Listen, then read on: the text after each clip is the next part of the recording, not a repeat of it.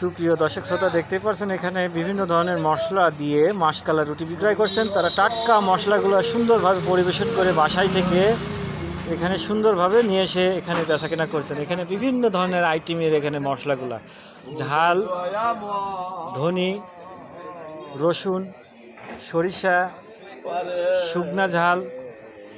মামা, এখানে কয় রকম আইটেমের মশলা এখানে আপনাদের এখানে? আপনার 5-7 রকম আছে মামা। 5-7 রকম। সরষে বাটা, রসুন বাটা, ধনিয়া পাতা, কাঁচা ঝাল, শুকনা ঝাল, জি, পেঁয়াজ, সরষের তেল, বেগুন ভর্তা। জি, মানে এগুলো সবই ফ্রি। বেগুন ভর্তাটা 10 টাকা বাটি।